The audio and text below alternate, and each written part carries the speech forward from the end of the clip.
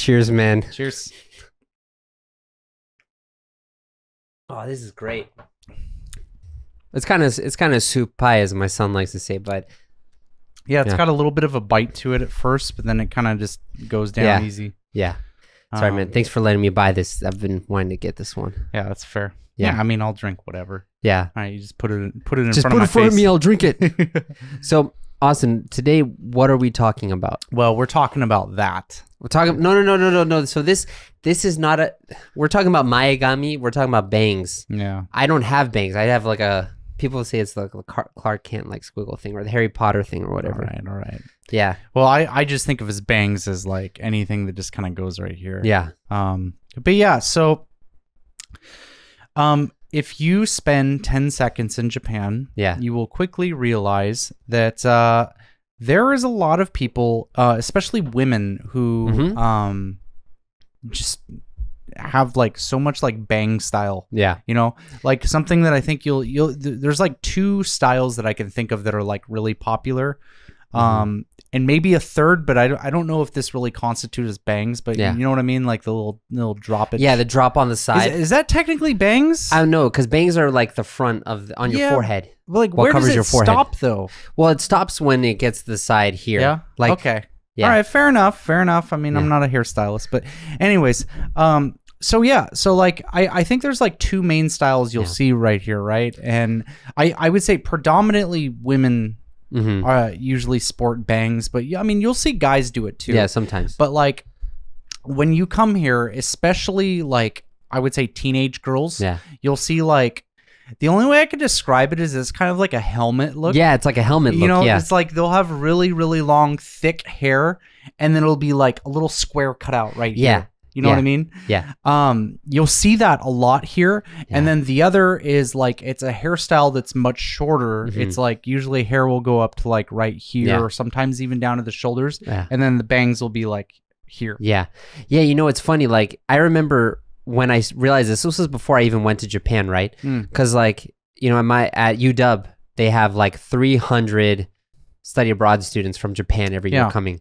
And I remember talking with some of the girls, and for me, they had like the weirdest haircuts. Like you said, they had like really thick bangs, but then they had like these little like strips of hair or whatever, like just falling down to make a nice square frame. Yeah. And it was almost like, I don't know, like the way that I saw it is it was almost like fairies kind of like. Yeah, it's just interesting because it's like so different from the hairstyles that you typically see in the US. I think in the US it's like more common, and this is not even limiting it to women. I think men too. It's like it's more common to like push your hair back. Yeah. And I think in Japan, what you'll commonly see is like you let your hair like grow down. Yeah. You know what I mean? Yeah. So why do you think it is that in Japan so many girls, especially girls, have bangs compared to the States? Oh God, man, that is a hard question. I mean, we're like my personal bias, I would say that I think I would say that American women tend to be more like outgoing, or like they want people to see them, whereas like I think like I'm really referring to teenagers here. It's adults, it's a whole nother thing, but when I think when you have teenagers do it, they kind of want to hide their face, and especially when it's like cut like this, it's like kind of framing your face, and it's like it gives off the impression that your face is a lot smaller. Yeah, right. I think that's a big thing. Like it hides your face and makes you look like your face looks smaller. Because, you know, actually moving here, I was introduced to like a new beauty phrase. You know, like there are some like special beauty phrases. Like in the States, we have tanning, right? Yeah. But in Japan, you never hear about someone going tanning unless they're like that, like Yada or whatever. Well, I mean, you live in Shonan, everyone's tan. Yeah, right. Yeah, you don't need to go tanning. You know, people are normal in Shonan. Come on. Yeah, but in Japan you have like bihaku, which means like make your skin white and beautiful. But then also like another phrase is kogao, which literally means small face. Which funny story. So they actually in Japan they have small face salons to help like give you massages and stuff to make your face look smaller. Interesting. And it was funny because I was in Daikanyama. This was years ago, and it said the world's largest small face salon. Yeah. And that was just like funny. It's the world's largest small face salon. Like depending on where you cut Just that. the rolling off the tongue. I have the world's largest small face. Or is it like the largest small face salon, you know? but that's the thing here because I don't know. I guess like some girls here are like more self-conscious that their faces are big or something. Yeah, I think that's a really common belief to have here. Yeah. And I think like even with men, like I think the hairstyle here is like there's just a lot of attention like drawn to here. Yeah. You know what I mean? Whereas like if you look at like more common like American hairstyles, it's like, you know, especially it's easier to talk about women because I feel like they have more hairstyles. Like dudes, it's like, all right, just do it short and you know, right. But like especially with women, I think like ponytails are really common. You're right. In the US. I like never see that here. You really don't. The only time I would say you really see women wear ponytails here is like when they're exercising. Yeah. You know, and that's just to literally keep their hair out of their their face, right? But you go to the US and like ponytails are really common because it's more convenient, you know. Yeah, it's hair out of your face. Yeah, exactly. And I would say you also see people wearing their hair up. Yeah. Right, so they'll be like in buns, and you'll even see that with men. Yeah. Like, you know, you have like the man bun, right? And every once in a while you'll see a dude with like a top knot. Yeah. So like you'll see that kind of thing. Whereas like here in Japan, like I said, I think it's more common for people to like grow their hair down. Yeah. Right. You know? Right. Yeah, you know, but it's funny now that you say that because like, you know, when I think about some like traditional aesthetics, and I'm going back to like from the 50s, you have like little doll characters, like they all have bangs, like the you know, like the Fujiya girl who always has like her lip or her tongue out, like it's really good. Yeah, like she has bangs there too, you know. Yeah, but I really want to ask why our new assistant has bangs. Yeah, これ聞いていいかな? So みゆきさん、これカットしてもいいんだけど、前髪もあるよね。なんか前髪ずっと前からもあった？OK。なんか前髪が欲しいと思ったきっかけは小顔? Yeah. Make your face look smaller. Yeah, I think that's really common. I think one thing also is, I don't want to sound insulting to America, but I think Japan's a very artistic country. Yeah, right. And I think having an emphasis on a silhouette is something that maybe people don't consciously think about here, but it definitely, I feel like it impacts their decision making. Yeah, right. In life in general here. And then when you come into fashion, especially hair fashion, I think having a silhouette is something that, like I said, people it's just in the back of their mind and it influences their thoughts. So it's like when you come here, you see shapes of hair a lot more than I think you do in the US. Yeah. Right. So like what I'm talking about is you'll see a guy and his hair's just kind of like the pompadour look, right? Or his hair will be like really ridiculously straight and thick. And then long, and then it'll be like parted to the side. Yeah, right. Right. And then women here, you see like the what's that, kagao? Kogao. Oh, kogao, right? Where it's like the cutout, like bangs right here, trying to make your face smaller, but it's like that silhouette right here is also something I think that like people really value here. Yeah, I mean, I think it goes back to like, you know, here, you know, people really go the extra mile in making something above average or trying to go the extra set of effort that they don't need to go. Like it goes back to why do you have mascots for each of the different todofuken here? And why do you have like manhole covers that have nice designs on them? And it's like, you don't need it, but why not? It makes things better. Whereas like in the States, I feel like people are a lot more utilitarian. Very much so. You know, and so it's a lot more basic stuff. You know, like it's funny because in the States, it's actually quite not uncommon. It's quite common. There we go. That's a word. That's a word. It's quite not uncommon. No, it's quite common for it is. Yes, I'm just gonna go. It's quite common for women to go outside without makeup on, and like that's not a big thing. Yes. Whereas like here, like my wife when she was still young, her mom told her to not go outside when she's wearing makeup because it's rude. Yeah. So I think that's like absolutely a thing that still exists here. Yeah. And to be fair, it wasn't too long ago that it was the same in America. Like women would actually get like berated if they would go outside in like the 50s and 60s. Oh yeah, right, yeah. Right? It's like you look at like the daily life of like an American housewife back in like the 50s, and you know, it's like wake up at like 4 or 5 a.m., put your makeup on, because it was the idea of your husband can't ever see you without makeup on. Man, yeah. Right? So America used to be the same, but I think things have progressed a little bit with like women's rights and everything, and they're now that expectation's kind of viewed as sexist, right? Yeah. But it's there's this expectation that women have to be looking their best at all times here, and I would say that expectation actually still exists with men here too, but I think it's becoming more lax. Yeah. So the way I would say that men express that is being clean shaven. Clean shaven, yeah. Right? Dude, yeah, we look like apes here. Well, yes, but I think it's actually changing. Okay. I think recently, probably in the past like 5 or so years, I'm noticing I'm seeing a lot of guys around that are starting to grow out facial hair. Yeah. But I think that, prior, you know, being clean shaven was a sign that's like, okay, I'm acceptable to be out in society. And it's like it was like that in the States too, you know. Yeah. And with women, you know, they have to have makeup on. They have to have like their neat hairstyle.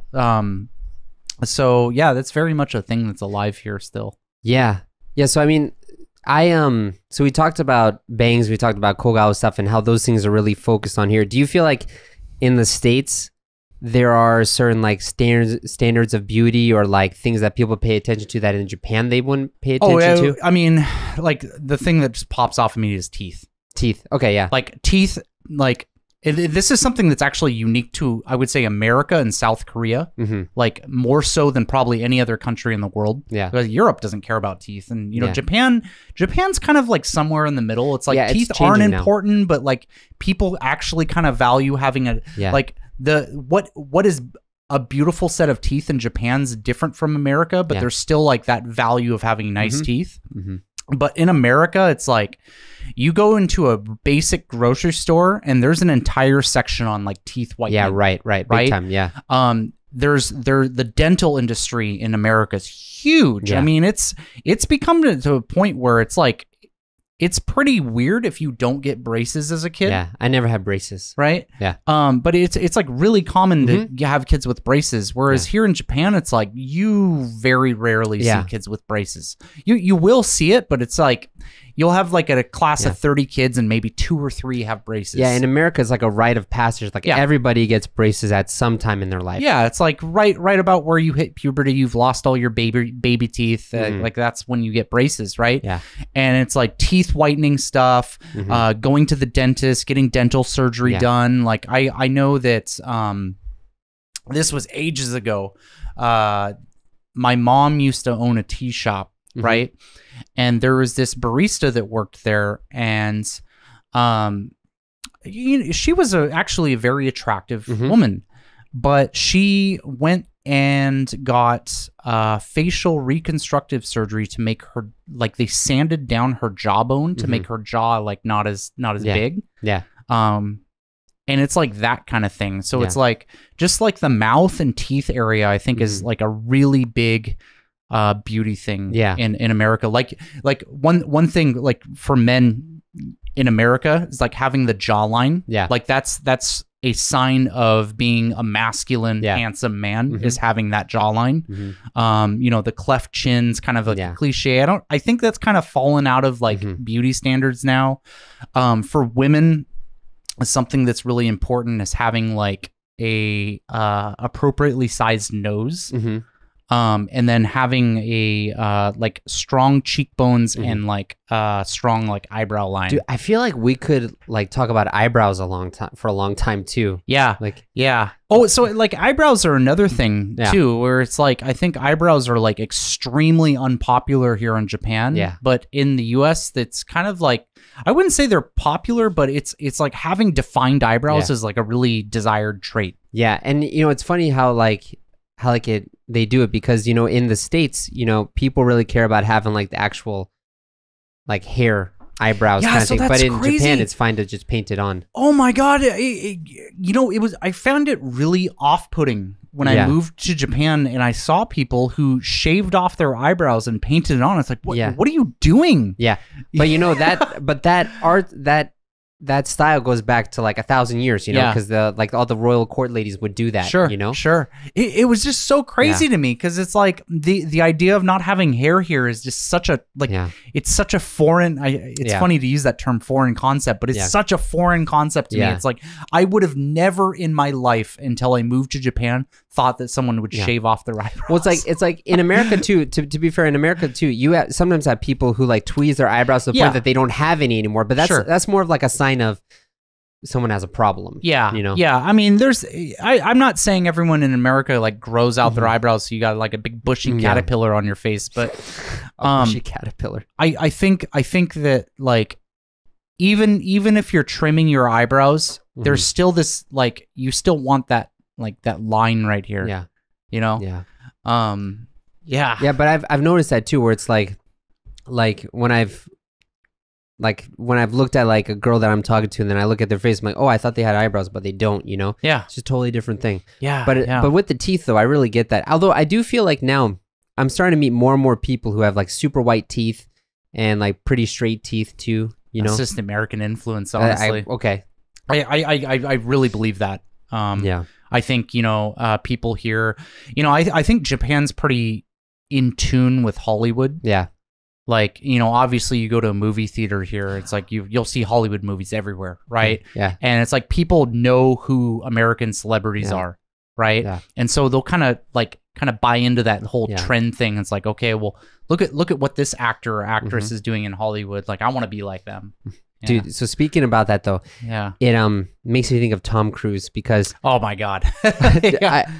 So I just saw the original Top Gun for the first time. Really? Yeah, like I saw it a few months ago, right? I used to watch that. Like, I'm exaggerating when I say this, but when I say I used to watch it every day, but I am not joking when I say that like the original VCR tape, I would watch it and then rewind it and watch it again. Like, I love Tom Cruise. Yeah, but you want to go to aviation school, right? Yeah. So like that makes total sense with you, man. Yeah. But I saw it and I just remember looking at that, seeing him smile and thinking, man, his teeth are different. Like if you look at him now and then look at his smile back then, he looks like a total creep with like his teeth. It's almost like he's had a lot of plastic surgery. Has he? I wonder. I mean, I thought he was just really. I thought he was really healthy. That's all. Just awesome genetics and just never aging, despite being what is he like 63 now? Probably. He still looks like he's like 34. Yeah. No, but I just remember seeing him like, oh man, he got worked out on his teeth too. You know, so it's funny how it's like, yeah, just like the values are different. But you know, one thing that I think is kind of interesting too is like, when I first moved to the States, I was really like, actually, I shouldn't talk about this. This is sorry. I know I'm just leading you on. I'll tell you this. I'll tell you this off air. Oh. I'll tell this to our members, our paid members only. But sorry, man. I don't want to say this on like public. Oh, fair enough. Yeah. Yeah. I think one thing I noticed here when I moved to Japan is just like I don't think that the beauty standards are really any different than America in the sense that there's more. Yeah. I think it's just we kind of focus on different things here in Japan. So like they stand out to us. Yeah. It's like with women, there's this idea of, I hate to use this term, but I can't think of a better way to describe it, purity. Yeah. You know, like what I mean by that is like having like really white skin. You like women here, like outside of like places like Harajuku, I would say that women tend to dress like really conservatively here. Right. And you notice that with hairstyles too. It's like the hairstyles are very, I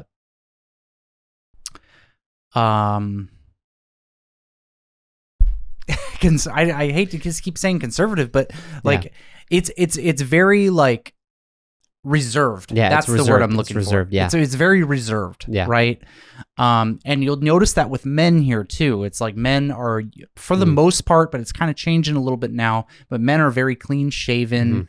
There's just like a certain look with men, especially young men, that you'll see like, unless it's like a Harajuku kind of place, like all men between the ages of like 24 to 37 have like the clean shaven, like short hair look. Right. You know what I mean? Yeah. And so it's this idea. It's like, okay, well, this is what society deems acceptable. So I need to like try to push myself into this. Although here though, you do have those old ladies who have like updos with purple hair and stuff like that. Yeah. Like I remember it's so funny because like when you're on the train, you'll see like black hair, blonde hair, brown hair, very normal, very normal, very normal. And then the purple obachan. Yeah. No, that's true. Yeah, I heard that like the reason they do purple is because it imitates black hair a little bit or something, or like I don't know the details about it. You just dye your hair black. Yeah, true.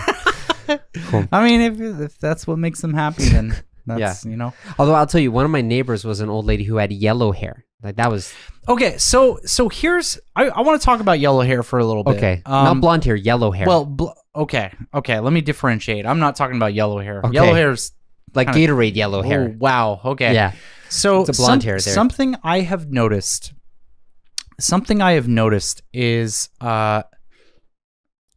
when people dye their hair blonde here, and I want to preface this by saying I'm a little colorblind. Okay. So maybe this is just me, but does it come off as kind of like a greenish tint to you? Not to me, man. Oh, okay. I'm just colorblind. It just looks green to me.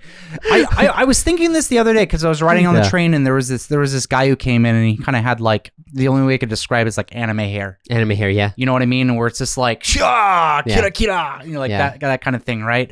And he had blonde hair and I was just looking at his hair and it just kind of dawned on me that it's like a lot of people that I see with blonde hair, it looks green to me.